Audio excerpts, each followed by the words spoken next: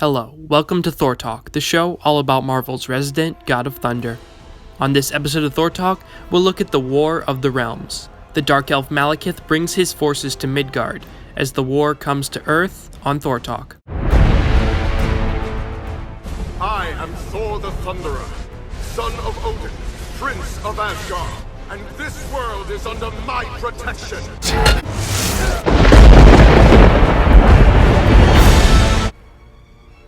The War of the Realms issues 1 through 6 were written by Jason Aaron and were published in 2019. Not long ago, Mjolnir was destroyed in the sun, and Thor was forced to use several weaker hammers instead. But still, Malekith has not been stopped by Thor or anyone else. Realm after realm has fallen before his army. Now, only Earth remains, and Thor stands ever vigilant, ready to protect it. Then, Loki crashes down onto Midgard, covered in blood and dark elf daggers. He warns Thor that Malekith's forces are coming to the one remaining realm. Thor calls 3 hammers to his side and tells Loki to take him to Malekith. Loki takes them to Jotunheim, the land of the giants, and he has led him into a trap. But this is not Loki at all, and this is not Loki's trap. This is Malekith wearing Loki's face. And this is Malekith's trap. Thor finds himself surrounded by an army of frost giants, and Malekith leaves the Thunder God to go continue his war. And so, it begins in an instant. New York suddenly becomes flooded with giants, elves, goblins, and every other lowly creature that pledged itself to Malekith. But as invaders often find out, the earth is not without its protectors. As Malekith's new Lords of Midgard emerge from the Black Bifrost, the Avengers and Asgardians stand to meet them. Laufey grabs Freya, but his hand is sliced off by Loki, and Freya falls to the ground. Loki tells his mother that Thor is trapped in Jotunheim, but Freya questions why she should believe him. Because of this, mother. And finally, Loki stands up to his father. But Laufey is unimpressed by Loki's courage, and he devours the god of mischief. As Freya screams in horror, and the Avengers prepare to fight, there is thunder over Jotunheim. Is that all you've got, Malekith? Send more giants! The god of thunder will be the doom of you all! The battle for New York continues, as every hero, sorcerer, and vigilante does everything they can to oppose Malekith's forces. But it will not matter. The island of Manhattan will fall, this is assured, and the rest of the world will soon fall with it. All these remaining heroes can do is die a glorious death.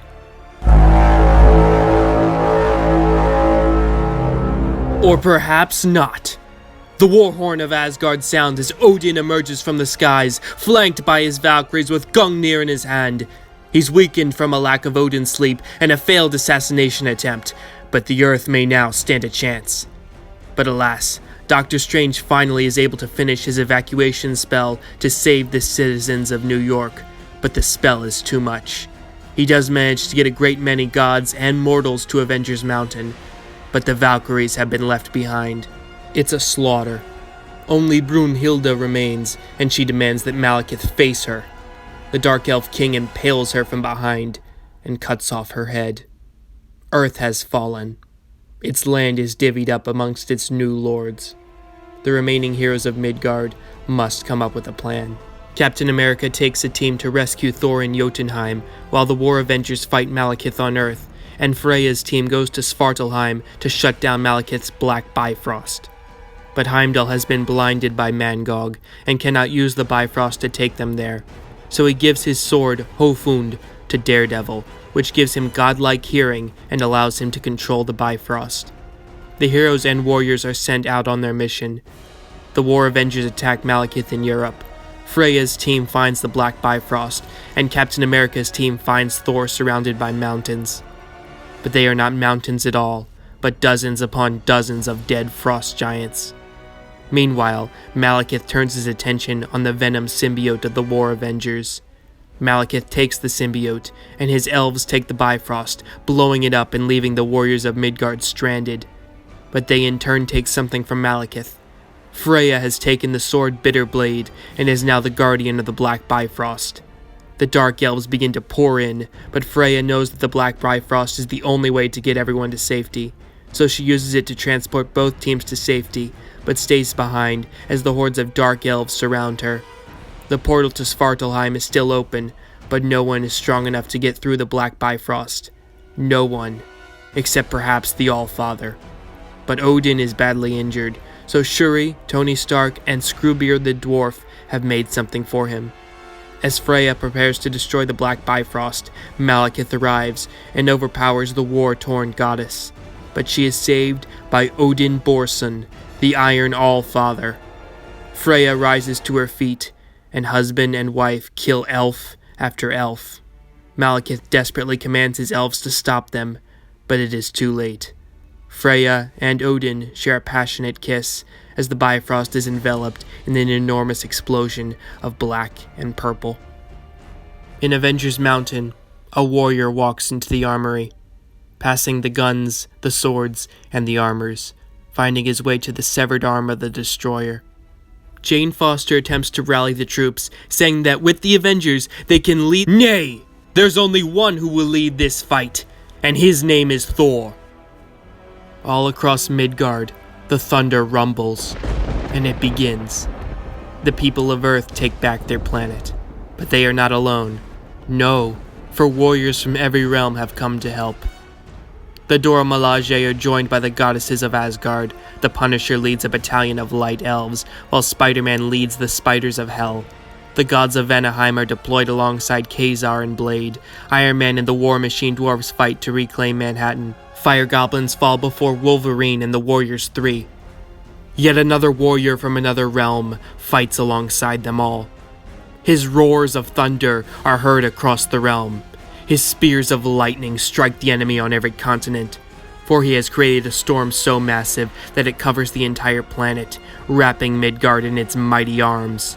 Thor has joined the battle, every battle, all at once. In Stonehenge, Malekith holds Odin and Freya hostage, and gives his ultimatum. Thor will come and face him, and his army, or Malekith will kill his parents. But first, Thor is called away from his work by Daredevil. He brings him to the sun, where Asgardia was thrown into. He tells him that Asgardia had a seed of Yggdrasil on it, and so the tree took root in the sun's fire. Thor knows what must be done. Knowledge can be acquired from Yggdrasil, but the tree requires a sacrifice. So with his axe, Thor hung himself on the tree in the sun as it began to take its sacrifices. First, it took his left eye. Then, it turned its attention to something else. The tree demanded the last fragment of Mjolnir that Thor had kept with him. After giving it, Thor knew what he must do. If only Thor can defeat Malekith, then he will need more Thors. From the far future, he brings old King Thor, and from the Viking Age, he brings his younger self. One more wishes to accompany them. Jane Foster has taken Ultimate Mjolnir, and though it is barely holding itself together after being destroyed by Mangog, they need all the help they can get. Malekith has taken the Venom symbiote and engorged it with his magics, now declaring himself the Butcher of Thors. And he will have to be nothing less than that if he has any chance of surviving what's coming. Malekith! I've come for my parents! Thor grapples with Malekith, but the Dark Elf takes his last remaining hammer and dubs it the Black Hammer of the Accursed. Thor punches the hammer and begins to roar. Malekith thinks that Thor has finally gone mad, but this is not madness. No, Thor is calling something. He commands the Mother Storm, which was once housed inside Mjolnir, and he uses it to make it rain fire. Fire is the symbiote's weakness, but Thor did not wield the god Tempest just to make it rain. He used it for forging. Malekith stutters that he can't even lift it, that he's not even worthy. And yet, he is. With one swipe of Mjolnir, he fells the warmongering Dark Elf. Elsewhere, Daredevil throws the sword Hofund into the jaws of Laufey, and there is a burst of light as Loki has cut through his father from the inside. Young Thor chops off Malekith's arm, and the king of Svartalheim knows that he's cornered. He's afraid, and they can smell it. Malekith is screaming. His arm is in the jaws of a boar tiger. His legs are being gnawed on by 2 hounds. And so, the War of the Realms claims one final victim. The war is won, and a father would have words with his son. Thor, well done. All hail the rightful Lord of Asgard, savior of the realms. All hail All-Father Thor.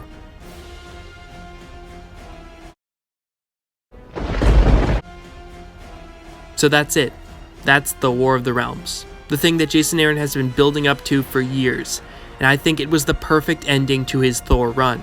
Because just like the rest of what he's written throughout these past few years, it was utterly disappointing. It feels so hollow. This isn't an epic war between 10 realms. It's just another alien invasion that the Avengers fight off. No one even feels like they're in any real danger. The heroes kill these giants and elves with ease, and sometimes they crack jokes as they do it. The only time that the heroes ever lose is when they are accidentally forced to retreat with Doctor Strange's spell.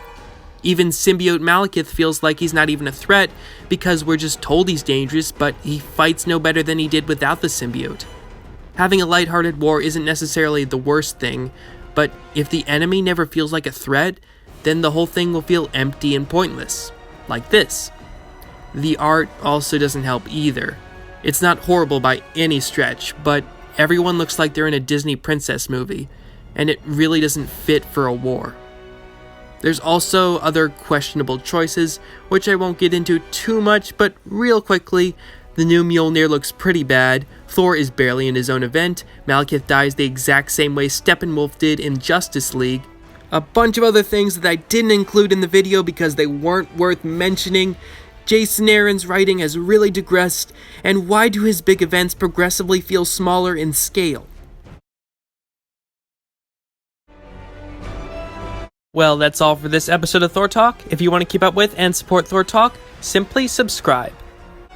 Once again, I'd like to formally state that all art and video is owned by its respective companies, and I own none of it. With that said, see you next time on Thor Talk, where... You'll behold in breathless wonder